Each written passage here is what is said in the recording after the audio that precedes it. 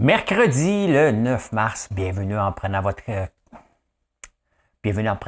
café. Hein? Faut pas se tromper. On va parler de ce qui se passe en Russie-Ukraine, les commodités, l'attaque sur l'essence, qu'est-ce qu'on fait avec ça? L'indice FAO, tiens, j'ai trouvé ça. Jean Charest, bien entendu, le REM de l'Est, on va parler de ça. Des séries sur les entrepreneurs, il y en a un paquet, Il y a un nouveau mot, autorisme. J'ai deux insolites intéressants. On va parler de crypto qui explose en ce moment. Hein? On va parler de Tennessee. Qu'est-ce qui se passe à Tennessee? Il se passe quelque chose. On va parler un peu de Montréal et Shopify, de Curse. On va parler de tout ça. Hey, tu ne veux pas manquer la chanson ce matin? Je me suis forcé. Mais tout d'abord, prenez le temps de faire un like. L'actualité vue par un entrepreneur.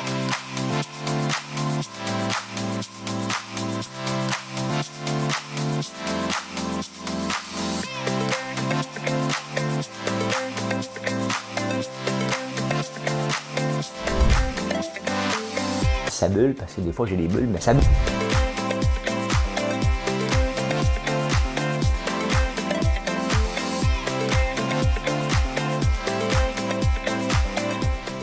On va essayer de faire un spectacle. Rebon matin, rebon après-midi, je ne sais pas à quelle heure vous écoutez. Hey, merci d'être là, ça me fait... C'est toujours fun de voir qu'il y a de plus en plus de gens qui écoutent, de plus en plus de gens qui s'abonnent. C'est comme si on ne se lève pas pour rien. C'est parce que je me lève et je te poursuis. Mais non, c'est pas ça. Ce n'est pas ça. J'ai écouté une très bonne série, je vais vous en parler. Mais tout d'abord, je me suis amusé un peu hier soir pour la chanson du jour. Madame Cahouette, et la journée de la femme est finie, fait que Madame Cahouette reprend son rôle, hein, fait que paye sur le piton. Seul sur le sable, les yeux dans l'eau, mon rêve était trop beau. J'avais dessiné sur le sable son doux visage qui me souriait. L'été qui s'achève, tu partiras à 100 000 lieues de moi. Puis il a plu sur cette plage, dans cet orage, elle a disparu à 100 000 lieues de moi. Comment oublier ton sourire et tellement de souvenirs? And things you do make me crazy about you. Et j'ai crié, Aline, pour qu'elle revienne. J'ai fait un mix. Je me suis inspiré dans le direct de l'univers. C'est parce qu'hier, on a parlé d'Hélène de Rock Voisine. Et ça m'est venu en tête, mais Hélène me fait penser à Aline. Puis quand on regarde les paroles du début, Aline, j'avais dessiné sur le sable. Hélène, seule sur le sable. Ben, mon cerveau a fait qu'un seul. Je dois faire un mix avec ça.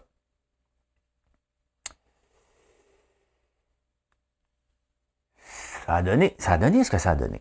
Hein? Et on va parler de Jean Charest qui va annoncer demain. Et là, le Journal de Montréal, Charest hyperactif en affaires.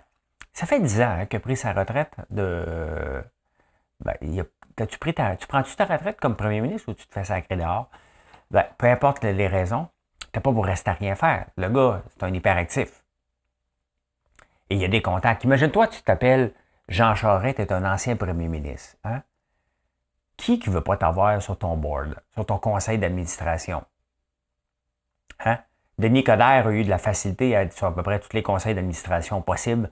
Imaginez-vous Jean Charest ou même Stephen Harper est sur des conseils d'administration, c'est normal. Hein?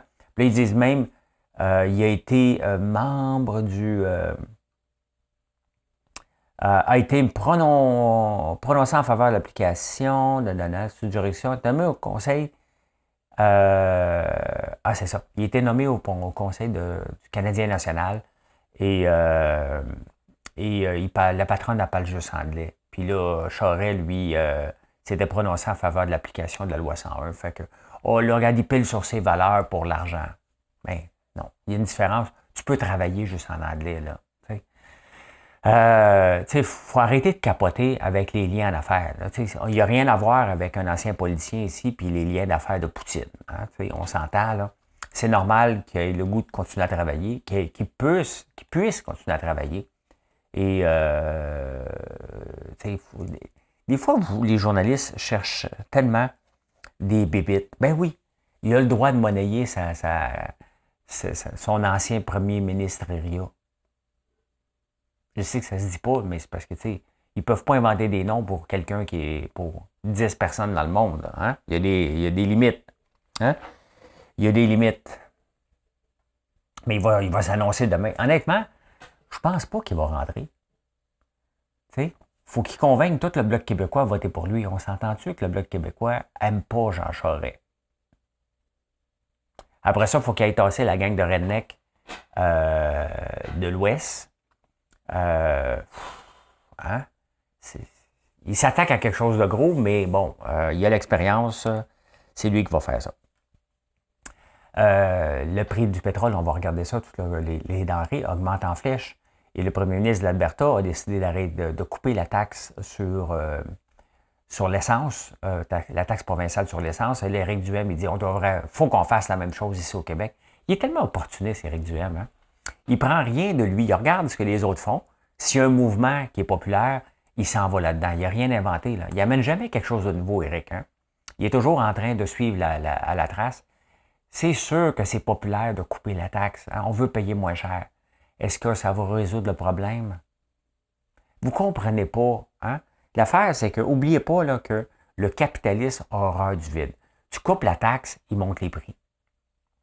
Parce que là, à un moment donné, une fois qu'on est habitué de voir 2 piastres le litre, si le gouvernement enlève les taxes là-dessus, mettons 20 cents le litre, ben, la pétrolière, elle va le monter. Là. Elle va remonter ça à 2 piastres. Là. Elle va remonter ses marges de raffinerie immédiatement. Pourquoi? Parce qu'il n'y a pas de règles. C'est du capitalisme et il y a le prix plancher. Il n'y a pas de prix plafond. Comprends-tu? Hein? Il y a un prix plancher au Québec. On ne peut pas aller en bas d'un prix. Qu'est-ce que vous pensez qu'ils font? Hein? Ils disent, OK, hey, on a de la marge, on y va y aller. C'est ce qu'il faut voir, ce qu'il faut contrôler si on veut mettre de l'ordre en place. Là. Hein? Il y a une seule affaire. Une seule et unique affaire. Quand le prix du baril du pétrole monte à 130$, par le temps que ça se ramasse à la station-service, normalement, il y a des mois. Hein? Il y a des mois. Donc, c'est là le problème. C'est là qu'il faut régulariser. Hein? Si on veut régulariser quelque chose au Québec, au Canada, c'est plus de regarder là, c'est pour couper les taxes. De toute façon, on est cassé comme des clous. Le gouvernement du Québec est content de voir ça. Puis le gouvernement du Québec veut faire sa transition énergétique. Ça n'arrivera pas de couper les taxes. Il ne faut pas couper les taxes. Ce qu'il faut faire, c'est peut-être contrôler les pétrolières qui nous rient en pleine face. Ben, ils ne rient pas, hein? They're laughing their way to the bank, comme on dit. Hein? Et c'est sûr, eux autres sont contents à tabarnouche. Hein? Dès qu'ils voient une augmentation du prix, là, eux autres, c'est les premiers à en profiter et nous, les premiers à se faire fourrer. Ça, il ne faut jamais le dire. Jamais l'oublier. Mais non, on ne veut pas couper. Mais là, Éric Duhem va s'en aller encore dans un mouvement populaire. C'était populaire de parler contre la COVID. Là, il va prendre la même gang puis il va parler contre les taxes. Le gouvernement voleur. Ben oui, le gouvernement fait de l'argent avec le pétrole. C'est pas, c'est bien évident. Mais c'est pas là le problème. Hein? C'est pas là. Croyez-moi, ça va être que temporaire. Ils vont tout de suite combler le vide, les pétrolières, puis ils vont s'en mettre encore plein les poches. On n'est pas pour nationaliser tout ça parce qu'on est très mauvais gestionnaire. Donc, il reste rien qu'à contrôler pour dire, hey, bonhomme, prouve-moi que tu dois monter tes prix. Hein? Sinon, il y a la collusion, bien entendu. Pourquoi qu'ils montent tous? Si ce n'est pas de la collusion, le gouvernement va regarder ça, mais Simonac, tu n'as pas besoin de grande étude pour voir que de la collusion dans le pétrole. Là, hein? Pas besoin de voir ça, ben. Hein? Regardons le prix du pétrole et regardons le prix des denrées. Maintenant, c'est rendu presque une chronique, les commodités. Pourquoi? Parce que ça fait partie de nos vies solides. Hein? Bon, on le voit, le crude oil et le Brent, les deux indices principaux, sont en hausse de 1,33. Ce qui n'est pas beaucoup, mais 1,33 par jour reste du 400% par année. Hein? Je dis ça, puis je dis rien. Hein? Je dis ça, je dis rien. Qu'est-ce qui monte beaucoup aujourd'hui? Le charbon a descendu quand même de 4 %. L'or, qui est rendu en haut de 2000 pièces quand même, descend de 0,42 %. Le prix du bois descend le 2 par 4, mais c'est pas... Tu sais, le prix du 2 par 4, là, chez Home Depot, puis chez Rona et tout ça, tu sais, ça bouge pas en conséquence. C'est pas comme le pétrole, hein. Lui, tant qu'il monte, là, après ça, les gens ne le rebaissent plus. Hein? C'est assez rare. Ça ne suit pas la courbe. Enfin, le blé a baissé. On va aller voir plus. On va aller voir qu'est-ce qui a gagné Weekly. Ben, Weekly, c'est vraiment le charbon. Hein? Le charbon qui a beaucoup par jour. On va aller voir le méthanol. Ça sert à quoi le méthanol? 18 %. 68 % d'augmentation de méthanol. Tabarnouche. Hier, je parlais de l'éthanol, regardez, qui n'est pas tellement cher en ce moment, 2,54.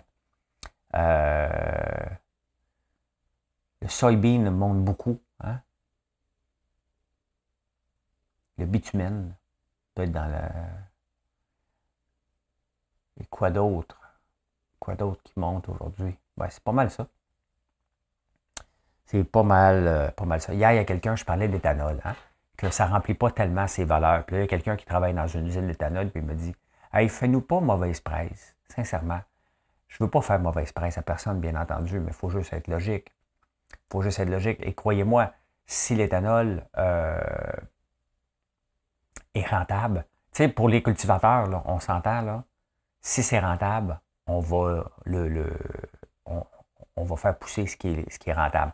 Faire pousser du maïs avant même la crise actuelle, c'est pas beaucoup rentable, à moins que tu aies des subventions. Et c'est certain que ça a déjà créé une famine mondiale, l'éthanol.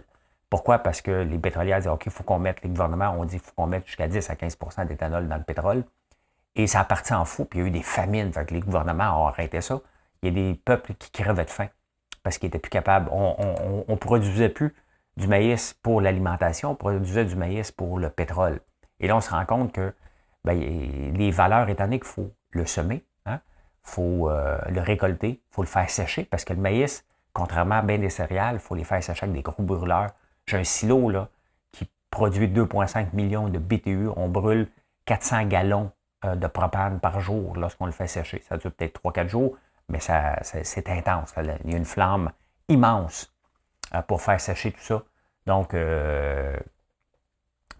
c'est pas de faire mauvaise presse, mais ça s'en ira pas. Ça va s'en aller en s'améliorant, mais il reste que c'est une réalité. Hey, l'indice FAO, connaissez-vous ça, l'indice FAO? J'ai appris ça hier. L'indice FAO des prix des produits alimentaires. Il y a un indice sur les prix des produits alimentaires. Est une mesure de la variation mensuelle des cours internationaux d'un panier de produits alimentaires. Bien, regardez, l'indice FAO des prix des produits alimentaires atteint un nouveau record en février. Affiché une valeur moyenne de 140. C'est un peu complexe, là, mais ça monte le panier d'épicerie, bien entendu. Et vous lirez ça si ça vous intéresse, l'indice FAO. Je n'ai pas trouvé les mots pour bien le summariser puis avoir un graphique en temps réel. Je pense qu'il n'y a pas de graphique en temps réel là-dessus. Mais je trouve ça intéressant de regarder l'évolution du panier d'épicerie. Revenez-moi pas avec le 75$. Là. C'est plus réaliste. Ça fait quand même 6 ans là, que j'ai écrit ce texte-là. Ça fait déjà 6 ans. Et c'est plus, bien entendu, là, ça ne s'applique plus. Et ça s'applique encore moins aujourd'hui. Il faut arrêter de revenir. Là, on peut le faire en petites blagues. Je prends les blagues, là, mais on ne peut plus penser que c'est possible ce que j'avais écrit il y a 6 ans. Il faudrait que je refasse l'exercice réel, mais ça ne me donne rien parce que maintenant, j'élève toute ma viande vient de chez moi. Donc, je ne peux pas rien faire. Hein? Hey, il y a le REM de l'Ouest puis il y a le REM de l'Est. Hein? C'est spécial. Le REM de l'Est, aucun plan d'urbanisme. On plante ça. Ça a beau être laid, beau lait. On s'en balance. On installe ça. Oups, on arrive à l'ouest, à l'est du boulevard Saint-Laurent parce que Montréal est séparé à partir du boulevard Saint-Laurent. Et oups, à l'est, c'est comme un nouveau pays. J'ai l'impression que quand on parle du REM ici, on parle de l'Allemagne de l'Est et de l'Ouest. Hein? Deux entités, Corée du Sud, Corée du Nord, C'est à peu près ça. Hein? Mais en tout cas, il y a peut-être beaucoup de pourparlers, puis ça tombe toujours entre deux chaises, puis on le fera plus, puis on va le faire. Puis là, le CPDQ, Infrastructure, présente des nouvelles maquettes. Vous autres, là, dans l'Ouest, là, hein? L'Allemagne de l'Ouest, c'était pas beau. L'Allemagne de l'Est, c'était plus belle. Hein? Je pense. Vous autres, là, dans l'Ouest, là, ben moi, je suis à Croisée, hein, parce que le boulevard Saint-Laurent, il est à peu près à 500 mètres de chez moi. Je suis à l'Ouest, mais je suis au centre. Comment en politique? Hein? Je suis au centre. Hein? Centre droit. Donc, c'est un peu ça. Vous autres, il est laid, mais vous allez l'avoir avant. Ceux de l'Est, il est beau. Là, honnêtement, c'est tellement beau que ça n'a pas de bon sens. Il n'y a pas de fil, il n'y a pas rien. Tout est beau. Hein? Puis à un moment donné, après la maquette, ils vont dire on avait oublié de mettre les fils. Parce qu'il y a des fils qui passent. Hein? Je ne sais pas ce qu'ils vont y faire passer, mais dans la maquette qu'ils ont montrée dans la presse, c'est de toute beauté. En tout cas, il est plus beau. Ça donne le goût d'en avoir partout des REM. Ça a l'air d'être beau. D'après moi, ça va coûter plus cher, là, mais c'est ça. Hein? Ça coûte plus cher. Hein? Il y a un paquet de séries, je m'en vais, hein, on va se le dire cet après-midi, puis là, c'est des séries sur les entrepreneurs. Puis on va justement parler des entrepreneurs vedettes et sur les séries des entrepreneurs. Il y en a une que je suis en train d'écouter, Super Pump. C'est pour ça que je me suis couché tard sur Uber. Je suis en train d'écouter aussi la série Dropout sur Disney. C'est sur Disney avec Theranos, une série qui me passionne. Il y en a un autre qui s'en vient avec WeWork, hein, que justement, la Caisse des dépôts a mis 1 milliard là-dedans, puis le gars s'est acheté un avion avec notre argent dans WeWork. Ils l'ont mis dehors. Ils ont mis dehors le gars d'Uber aussi. Mais c'est passionnant parce que ça montre comment bâtir une start-up dans un monde traditionnel. Moi, je me lève le matin en donnant des coups de pied partout. Puis quand tu donnes des coups de pied un peu partout, ben, tu te ramasses avec une coupe de batte dans les jambes aussi, là, dans le sens figuré, bien entendu. Le gars d'Uber n'a pas réussi à bâtir Uber. Qu'on aime ou pas, là, Uber s'est installé dans le monde, il a donné un grand coup de pied dans une industrie qui était moribonde, l'industrie du taxi. Mais c'est une série passionnante. Theranos, c'est passionnant parce que quand on commence une entreprise, hein, start small, think big ou act big, qu'on dit, ben, la limite est toujours mince entre mentir un petit peu pour avoir un contrat ou mentir un petit peu, pas avoir le contrat, est obligé de mentir un petit peu plus pour l'avoir, et là, ça devient de la fraude. Et c'est tout le temps ça qui est passionnant dans ce monde-là, parce que la limite, elle est très, très mince à un moment donné de surmentir pour avoir de l'argent. Et on le voit, là, Inventing Anna aussi, c'est toutes des séries qui me surpassionnent. J'en ai pas assez de ça, parce que ça représente un monde dans lequel je vis, le monde des startups, un monde de croissance et de bâtissage. Bâtisseur d'entreprise, parce qu'à un moment donné, il faut savoir qu'est-ce qu'on est. On est opérateur ou bâtisseur?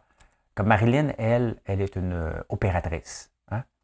Moi, je suis un bâtisseur. Donc, j'ai des idées. Moi, je veux bâtir tout le temps. Elle veut juste rouler l'entreprise. C'est pas juste. OK?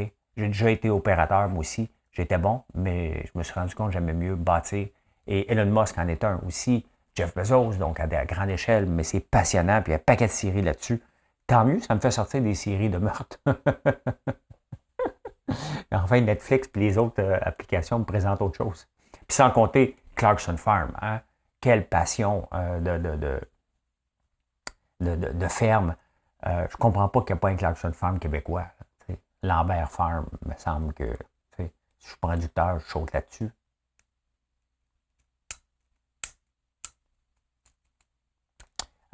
Faut maintenant, à l'université, lorsque tu écris une thèse de doctorat, faut être inclusif maintenant dans les. C'est une thèse de doctorat, c'est à peu près pas lisible en partant. Là, faut que tu rajoutes le il et elle. Il y a des nouveaux mots. Avant, on disait auteur. Là, on mettait un E. Là, maintenant, c'était autrice. Non. Il y a un nouveau nom. Hein? Il y a un nouveau nom, ça s'appelle auteurice.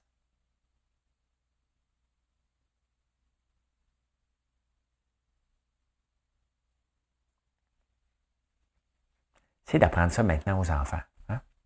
La langue française est déjà complexe. Là, maintenant, il faut que ce soit des autoristes. C'est inclusif.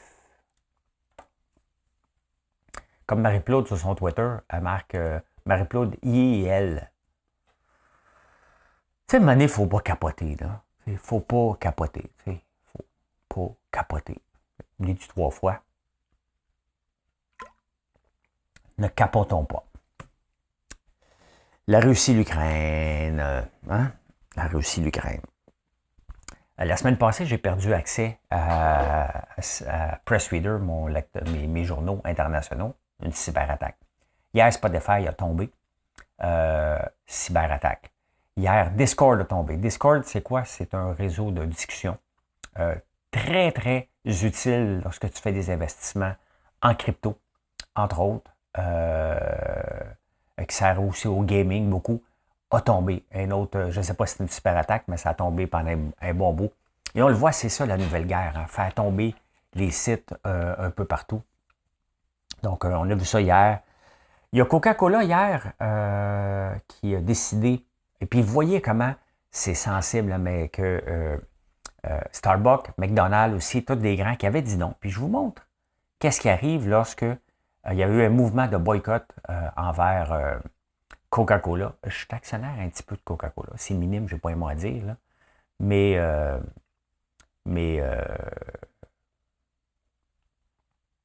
je vous amène. Qu'est-ce qui se passe quand une compagnie pense être plus grande? Puis Coca-Cola, à un moment donné, elle ne peut pas niaiser. Là. Hein? Regardez ce qui s'est passé avec Coca-Cola. Voilà. Hein? Sur 5 jours, eux autres, ils ne se sont pas retirés. Regardez le 3 mars. Ça vaut 62,55, donc ça vaut à peu près 63 piastres. Et là, ça tombe de 5 piastres. On parle d'une multinationale. Hein? Pourquoi? Ben parce qu'ils restaient en Russie, eux autres. Hein? Toutes les compagnies qui ont décidé de rester en Russie ont eu un mouvement de boycott. On peut regarder McDonald's aussi. McDonald's.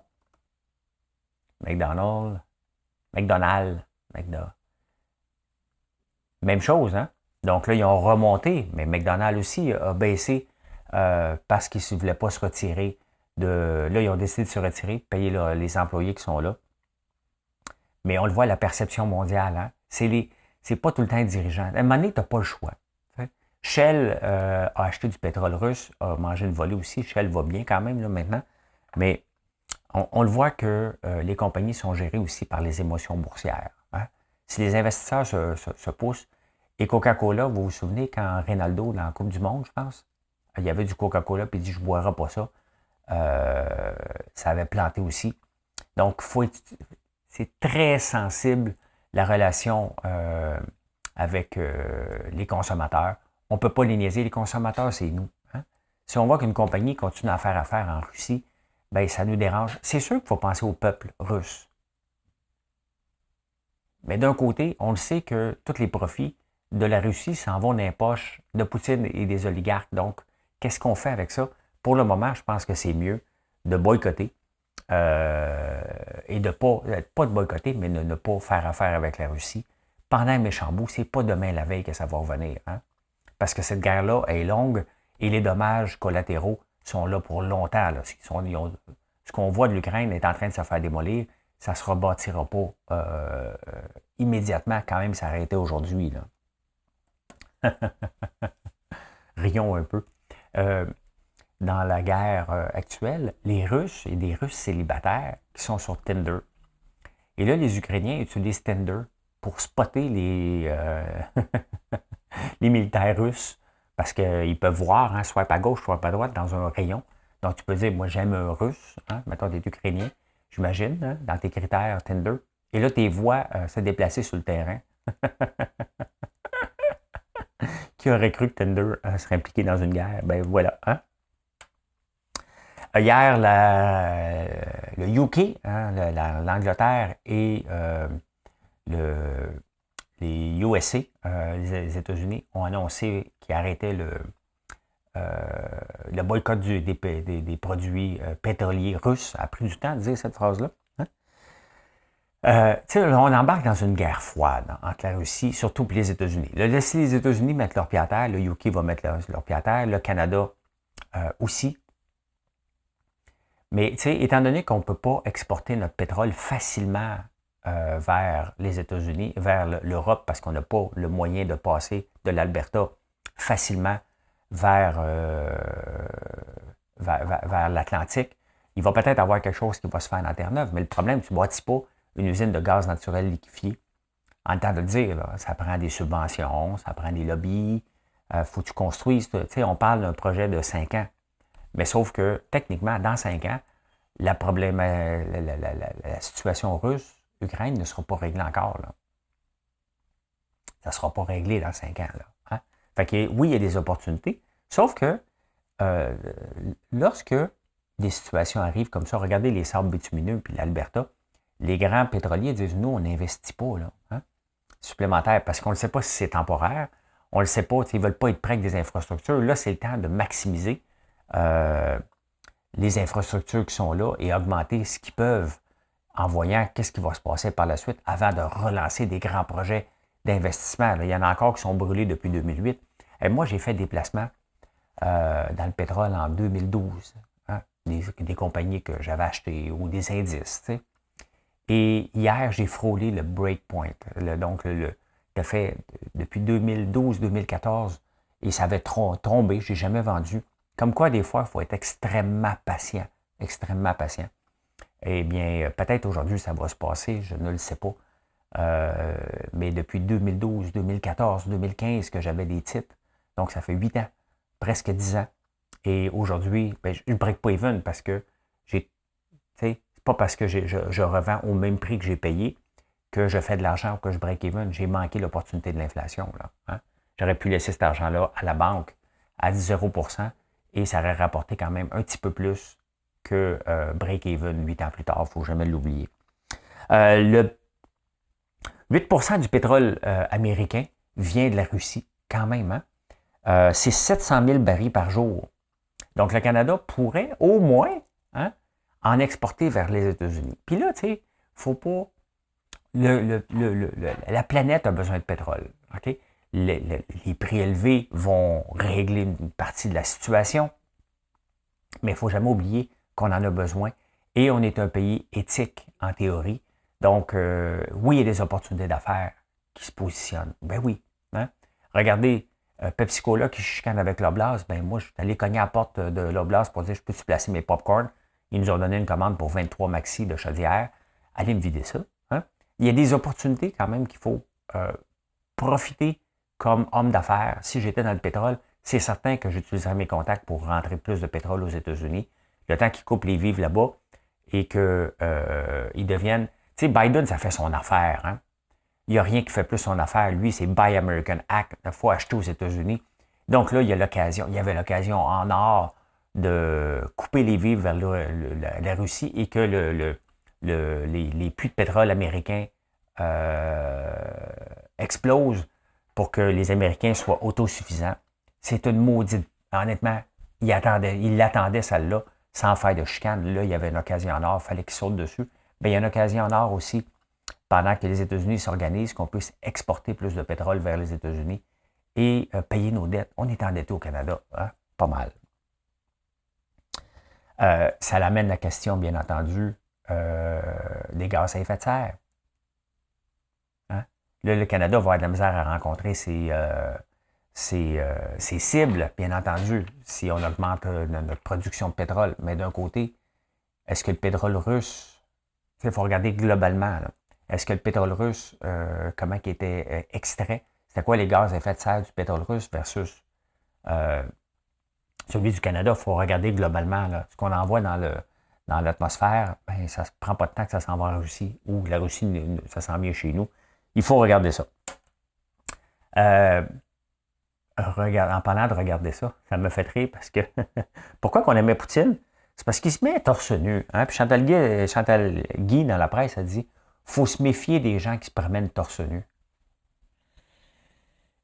J'ai eu peur. L'année passée, moi, je m'amusais hein, en chess hein, avec mes pancartes pour m'amuser et pour rire un petit peu puis faire parler de moi avec Julie Snyder.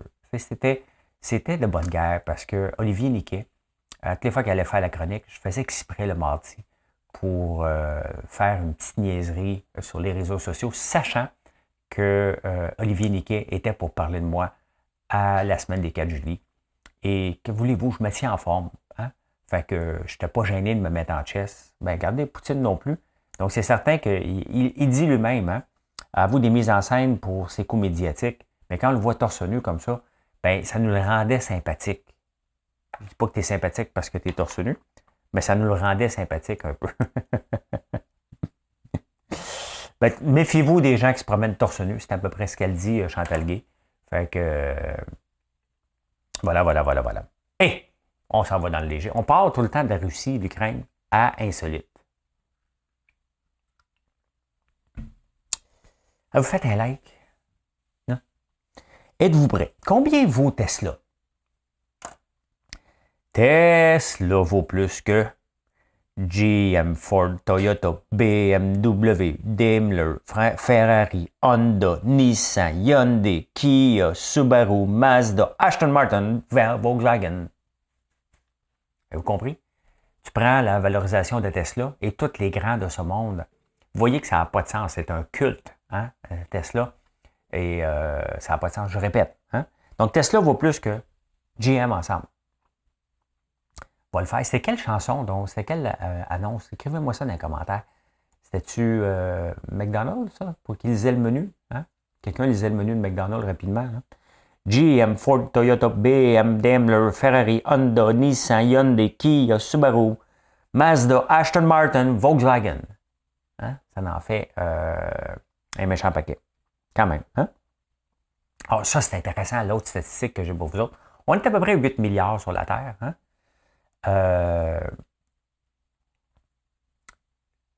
Combien vous pensez de gens qui vivent dans l'hémisphère nord versus l'hémisphère sud?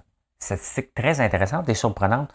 87% des gens vivent dans l'hémisphère nord. Seulement 13% vivent au sud. Là, vous allez dire, ben non, la Chine, c'est dans le sud, parce que si on regarde, ben non, la Chine est en haut de l'équateur. C'est l'équateur, bien entendu, qui...